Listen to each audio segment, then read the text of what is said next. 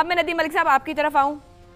हमारे सामने ये दिखाई दे रहे हैं हमें नंबर 77, 54 और 41, ये 3 बड़े नंबर हैं जो कहीं ना कहीं अब मेक एंड ब्रेक की पोजीशन में हैं।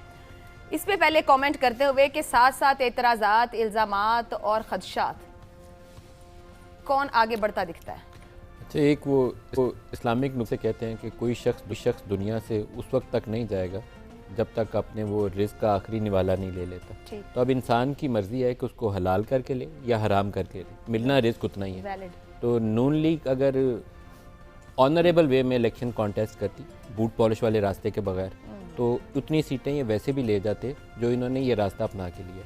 ये नून लीग के लिए ख़ास तौर पर शहबाज शरीफ एंड उनके स्कूल ऑफ थॉट के लिए ये मशवरा था कि उन्होंने अपनी पार्टी का एक पॉपुलर वोट बैंक पहले देना था, अब तो वक्त गुजर गया। मैं तो ऑन एयर बार बार कहता हूँ, मशवरा मैं उनको प्राइवेट जाके पॉलिटिकल मशवरा तो नहीं दे सकता, मैं तो जर्नलिस्ट हूँ, तो मैं तो ऑन एयर बोलता था उनके लिए कि उनको बूट पॉलिश वाला रास्ता नहीं अपनाना चाहिए था। उससे उन्होंने पंजाब में जो नून लीग का वोट बैंक था ना मुशर्रफ दौर में टूटा था, ना 3.5 साल पाकिस्तान तहरीक इंसाफ के दौर में टूटा है, 16 माह की पहले उनकी हुकूमत में टूटा।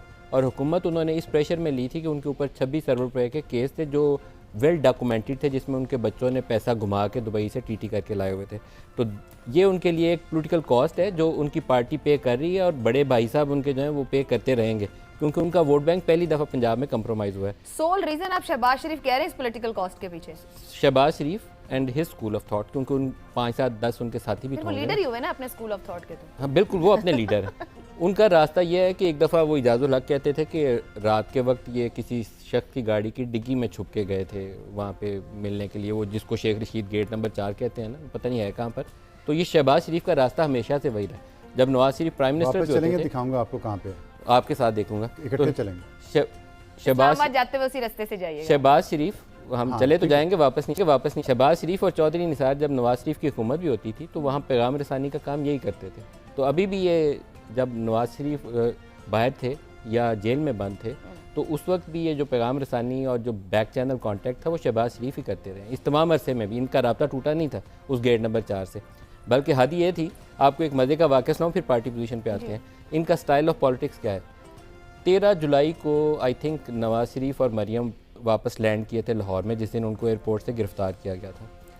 मैं समा में ही था, तो समा वालों ने मुझे लाहौर भेजा कवरेज के लिए कि बड़ा इवेंट है, नवाज शरीफ ने और मरियम ने वापस आना है, तो एयरपोर्ट पे गिरफ्तारी होगी, तो ये रैली निकाल रहे हैं, कोई कन्फ्रंटेशन वाली सिचुएशन ना हो जाए। कोई अपडेट देना है तो आप देना। नतीजा देना एक मुझे। यानी 71 ख्वाजा आसिफ साहब की ये सीट है, इस नतीजे का भी इंतजार था अब तक और इसके ऊपर भी बहुत बात होती रही। हमारे यहाँ ट्रांसमिशन के दौरान भी इस पर आरा का इजहार किया जाता है। ख्वाजा आसिफ साहब ने अपनी सीट निकाल ली है 1,18,566 वोटों के साथ। ये नतीजा आखिरकार आ गया है।